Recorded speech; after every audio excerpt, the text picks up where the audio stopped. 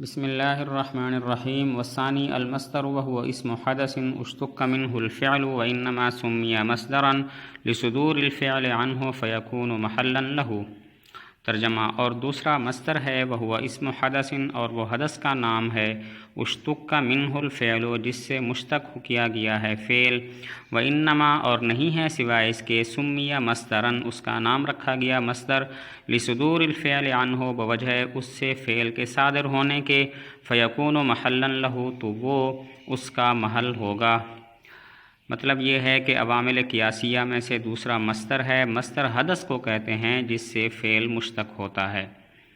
جیسے ضربن ہے، یہ مصدر ہے، اب اس سے ضرب، یضرب وغیرہ مشتق ہوتے ہیں۔ اور مصدر کی وجہ تسمیہ بیان کی کہ مصدر کا معنی ہے صادر ہونے کی جگہ، چونکہ اس سے فعل صادر ہوتا ہے تو یہ فعل کے صادر ہونے کی جگہ اور فعل کے صادر ہونے کا محل ہے، اسی وجہ سے اس کو مصدر کہتے ہیں۔ عوامل قیاسیہ میں سے دوسرا مصدر ہے۔ مصدر حدث کو کہتے ہیں جس سے فعل مشتق ہوتا ہے، جیسے ضربن حدث مارنا کو کہتے ہیں، اور اس سے ضرب، یضرب مشتق ہوتے ہیں۔ اور مصدر کی وجہ تسمیہ یہ ہے کہ مصدر کا معنی ہے صادر ہونے کی جگہ، صادر ہونے کا محل، چونکہ فعل اس سے صادر ہوتا ہے اور یہ فعل کے صادر ہونے کا محل ہے، اسی وجہ سے اس کو مصدر کہتے ہیں۔ قال البصریون ان المصدر اصل والفعل فرع لاستقلالہ بنفسہ وعدم احتیاجہ الی الفعل بخلاف الفعل فانہ غیر مستقل بنفسہ ومحتاج الی الاسم۔ ترجمہ: بصریوں نے کہا ان المصدر بے شک مصدر اصل والفعل فرع اصل ہے اور فعل فرع ہے، لاستقلالہ بنفسہ بوجہ اس کے مستقل بنفسہ ہونے کے، وعدم احتیاجہ الی الفعل اور بوجہ اس کے فعل کے محتاج نہ ہونے کے، بخلاف الفعل بخلاف فعل کے، فإنہ غیر مستقل بنفسہ کیونکہ وہ غیر مستقل بنفسہ ہوتا ہے، اور وہ محتاج الی الاسم اور اسم کا محتاج ہوتا ہے۔ اس بات میں اختلاف ہے کہ مصدر اصل ہے یا فعل اصل ہے۔ نحات بصرہ کہتے ہیں مصدر اصل ہے اور فعل اس کی فرع ہے۔ اس کی دلیل یہ ہے کہ مصدر مستقل بنفسہ ہی ہوتا ہے اور فعل کا محتاج نہیں ہوتا، اور فعل غیر مستقل بنفسہ ہی ہوتا ہے اور اسم کا محتاج ہوتا ہے۔ تو اصل اس کو ہونا چاہیے جو مستقل بنفسہ ہی ہو اور فعل کا محتاج نہ ہو، اور وہ مصدر ہے، لہذا مصدر اصل ہوا۔ اس بات میں اختلاف ہے کہ مصدر اصل ہے یا فعل اصل ہے۔ نحات بصرہ کہتے ہیں مصدر اصل ہے اور فعل فرع ہے۔ دلیل یہ ہے مصدر مستقل بنفسہ ہی ہوتا ہے اور فعل کا محتاج نہیں ہوتا، اور فعل غیر مستقل بنفسہ ہی ہوتا ہے اور اسم کا محتاج ہوتا ہے۔ تو اصل اس کو ہونا چاہیے جو مستقل بنفس ہی ہو اور فعل کا محتاج نہ ہو، اور وہ مصدر ہے، لہذا مصدر اصل ہے۔ وقال الكوفيون ان الفعل اصل والمصدر فرع لاعلال المصدر باعلاله وصحته بصحته، نحو قام قياما وقاوم قواما، وعل قياما بقلب الواو فيه ياء لقلب الواو الفا في قام، وصح قواما لصحة قاوم۔ ترجمہ: اور کوفیوں نے کہا بے شک فعل اصل ہے اور مصدر فرع ہے، لإعلال المصدر بوجہ مصدر کی تعلیل کے، بإعلالہ فعل کی تعلیل کی وجہ سے، وصحتہ اور بوجہ مصدر کے صحیح ہونے کے، بصحتہ بوجہ فعل کے صحیح ہونے کے، فعل کے صحیح ہونے کے ساتھ، جیسے قام قیامن اور قاوم قواما۔ تعلیل کی گئی قیامن میں بقلب الواو فیہ یاء، اس میں واو کو یا سے بدلنے کے ساتھ، لقلب الواو الفا فی قامہ بوجہ واو کے الف کے ساتھ بدلنے کے قامہ میں، وصح قواما اور صحیح ہے قواما، لصحت قاوما بوجہ قاوما کے صحیح ہونے کے۔ مطلب ہے نحات کوفہ کہتے ہیں کہ فعل اصل ہے، مصدر اس کی فرع ہے۔ دلیل یہ ہے فعل میں تعلیل ہو تو مصدر میں تعلیل ہوتی ہے، فعل میں تعلیل نہ ہو تو مصدر میں تعلیل نہیں ہوتی۔ جیسے قام قیامن ہے، اس میں قام فعل میں تعلیل ہوئی ہے، اصل میں تھا قوم، واو کو الف کے ساتھ تبدیل کر دیا گیا، اسی وجہ سے قیامن میں بھی تعلیل ہوئی، اصل میں قوامن تھا، واو کو یا سے بدل دیا گیا۔ اور قاوم قوامن میں دیکھیں تو قاوم فعل میں تعلیل نہیں ہوئی، واو اپنی جگہ پر ہے، اسی وجہ سے قوامن مصدر میں بھی تعلیل نہیں ہوئی، واو اپنی جگہ پر ہے۔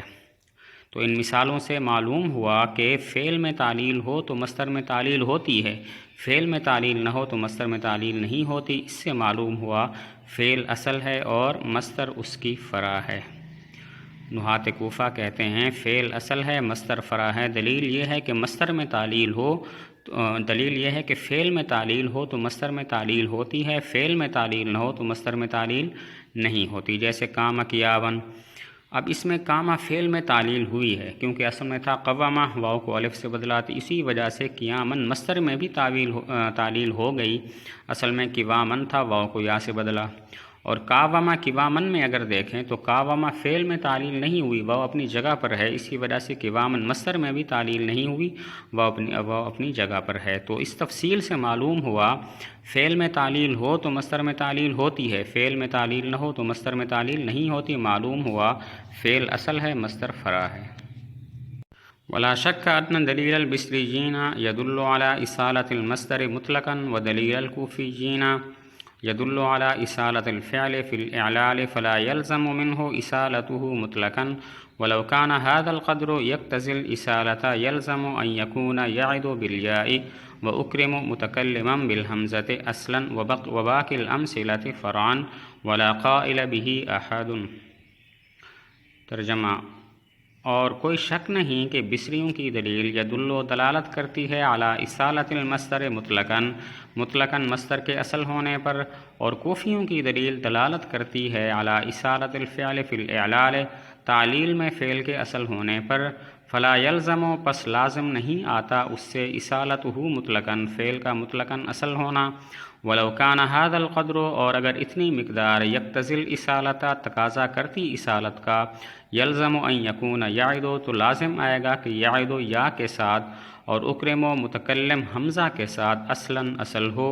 وباقی الامثلۃ فرعاً اور باقی مثالیں فرع ہوں، ولا قائل به احد حالانکہ اس کا کوئی ایک قائل نہیں ہے۔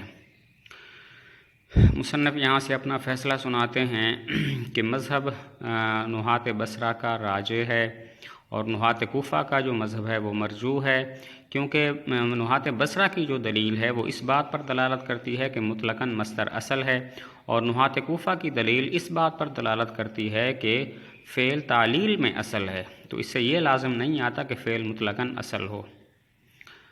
مصنف اپنا فیصلہ سناتے ہیں کہ نحات بصرہ کا مذہب راجح ہے، کیونکہ نحات بصرہ کی دلیل اس بات پر دلالت کرتی ہے کہ مطلقاً مصدر اصل ہے، اور نحات کوفہ کی دلیل اس بات پر دلالت کرتی ہے کہ فعل تعلیل میں اصل ہے، تو فعل کا تعلیل میں اصل ہونا اسے یہ لازم نہیں آتا کہ فعل مطلقاً بھی اصل ہو، کیونکہ اگر تعلیل میں فعل اصل ہو اور اسے یہ لازم آئے کہ یہ مطلقاً بھی فعل اصل ہو، تو اس کا مطلب یہ ہوگا کہ یعد اصل ہو اور عائد و تائید و نائد و فرع ہو، کیونکہ یعد و فعل میں تعلیل ہوئی ہے، واو حذف ہوئی ہے، تو اسی وجہ سے عائد و تائید و نائد میں بھی تعلیل ہوئی ہے اور واو حذف ہوئی ہے۔ اسی طرح لازم آئے گا کہ اکرم اصل ہو اور یکرم تکرم نکرم یہ فرع ہو، کیونکہ اکرم میں حمزہ حذف ہوا، اصل میں تھا اکرم، اور اسی وجہ سے پھر یکرم تکرم نکرم میں بھی حمزہ حذف ہو گیا، تو لازم آئے گا کہ اکرم اصل ہو اور باقی تینوں فرع ہوں، حالانکہ کوئی بھی اس کا قائل نہیں ہے کہ یعد اصل ہے، عائد وغیرہ فرع ہے، اور اکرم اصل ہے اور نکرم وغیرہ اس کی فرع ہیں۔ اگر اتنی مقدار یعنی تعلیل میں فعل کا اصل ہونا کافی ہوتا اس بات کے لیے کہ مطلقاً فعل اصل ہو، تو پھر اس سے تو لازم آئے گا کہ یعد اصل ہو اور عائد و تائید و نائد و فرع ہو، کیونکہ یعد میں واو حذف ہوئی تو عائد و تائید و نائد میں بھی واو حذف ہو گئی، اور لازم آئے گا اکرم اصل ہو اور تکرم نکرم یکرم یہ فرع ہوں، کیونکہ اکرم اصل میں اکرم تھا، اس سے حمزہ حذف ہوا تو تکرم نکرم میں بھی حمزہ حذف ہو گیا، تو لازم آئے گا کہ یعد اصل عائد و تائید و نائد و فرع، اکرم اصل نکرم تکرم اور یکرم یہ جو ہیں وہ فرع ہو جائیں، حالانکہ کوئی بھی اس کا قائل نہیں۔ معلوم ہوا تعلیل میں فعل کے اصل ہونے سے یہ لازم نہیں آتا کہ مطلقاً فعل اصل ہو جائے،